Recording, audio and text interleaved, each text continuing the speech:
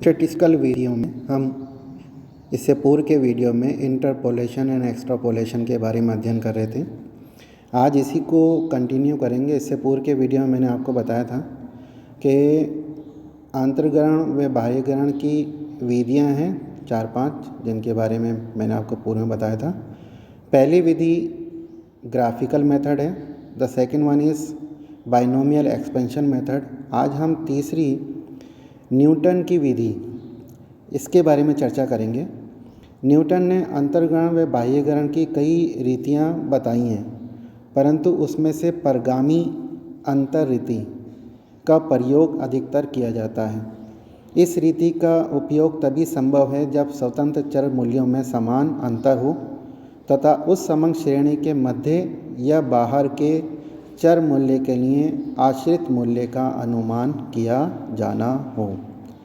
As we know के interpolation और extrapolation में हम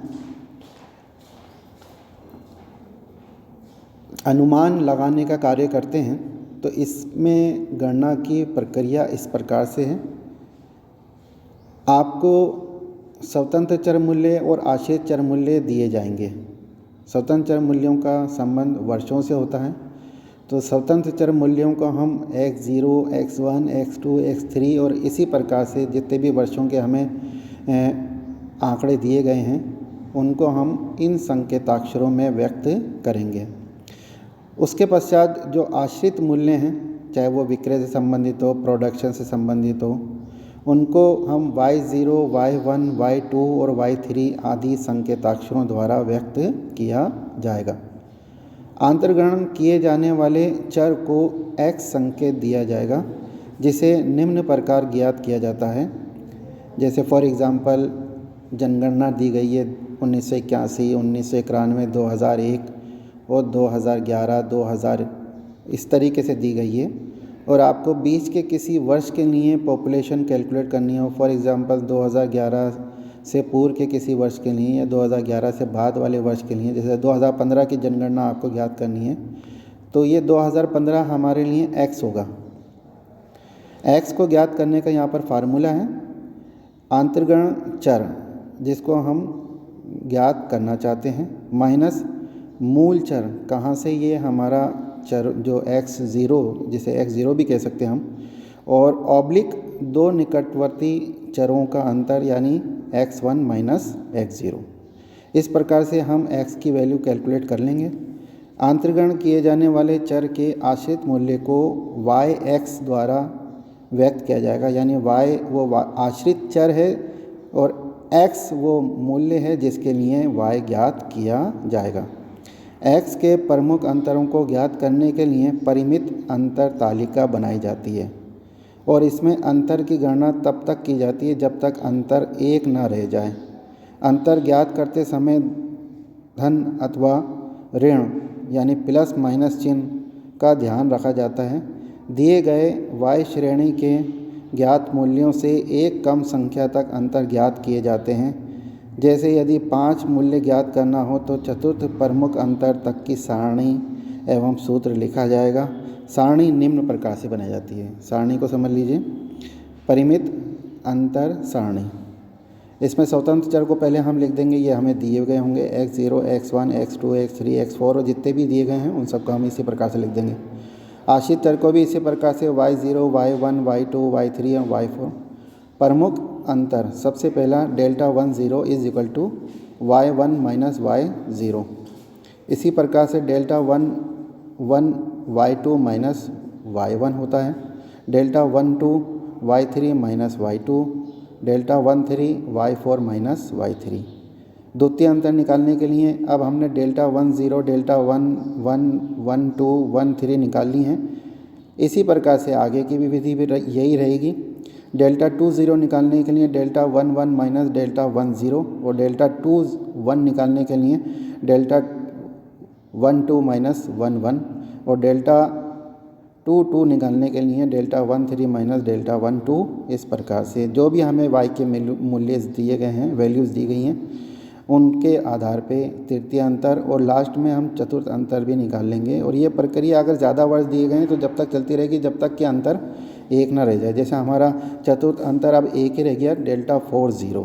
इन सब वैल्यूज़ को हम निकालने के पश्चात जो हमारे चतुर्थ अंतर, तृतीय, द्वितीय और प्रथम अंतर हमने निकाल ली हैं, इसके बाद हम वाई एक्स की गणना करेंगे। उसका सूत्र है y x equal to y zero plus delta 1 0 plus x bracket x minus 1 oblique 1 into 2 plus x minus 1 x minus 2, और इसको हम मल्टीप्लाई करेंगे किससे, जैसे पहले वाले को मल्टीप्लाई किया डेल्टा 2 0, वाई ज़ीरो को हमने डेल्टा 1 0 से मल्टीप्लाई किया, उसके बाद वाले को हमने डेल्टा 2 0 से। इस प्रकार से ये एक्स में ये जो ब्रैकेट में हम लिख रहे हैं एक्स माइनस 1 एक्स माइनस 2, ये बढ़ते रहेंगे, और इसको हमने अब डेल्टा 3 0 से मल्टीप्लाई किया। उसके बाद फिर वापस एक्स और x minus 1 x minus 2 x minus 3, क्योंकि यहाँ पर प्रमुख अंतर हम किसके लिए ज्ञात कर रहे हैं,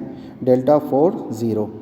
तो ऑब्लिक करेंगे, हमारा ये नीचे जो जिसको हम डिवाइड कर रहे हैं वो संख्या धीरे धीरे बढ़ती जाती है। जैसे y1 और डेल्टा 1 0 के लिए 1 था, डेल्टा 2 0 के लिए 1 इंटू 2 हो गया, डेल्टा 3 0 के लिए 1 2 3 हो गया, डेल्टा 4 0 के लिए 1 इंटू 2 इंटू 3 इंटू 4 हो जाएगा। इस प्रकार से हमें ये जो परिमित अंतर सारणी से हमने जो प्रमुख अंतर निकाले हैं वे, और जो हमने x का मूल्य निकाला है वे, उन दोनों को इस फार्मूले में लगेंगे तो हमारा वाई एक्स की राशि ज्ञात हो जाएगी। न्यूटन में अधिकतर परिमित अंतर सारणी का ही आपके सिलेबस में कहा गया है, उसी को आपको अध्ययन करना है। उसके अलावा अंतर्गणन की एक विधि और है, लैग्रेंज रीति।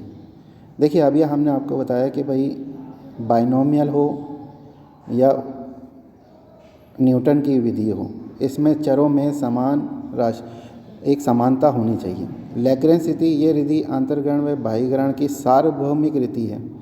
द्विपद विस्तार व न्यूटन रीति के अंतर्गण करने हेतु समंकों में समान अंतर होना आवश्यक है, परंतु लैग्रेंज विधि का प्रयोग स्वतंत्र चरों के असमान होने पर भी किया जाता है। व्यवहार में जहाँ स्वतंत्र चर असमान हो, द्विपद विस्तार व न्यूटन रीति का प्रयोग संभव नहीं हो, वहाँ लैग्रेंज रीति का प्रयोग किया जाता है। लैग्रेंज ने जो फार्मूला अपना बताया है उसमें देखिए y x y zero x minus 1 फिर ब्रैकेट एक्स माइनस 2 फिर ब्रैकेट एक्स माइनस n, ये इस प्रकार से जितने भी हमें दिए गए हैं y और x, उसके आधार पे ये सूत्र बनेगा।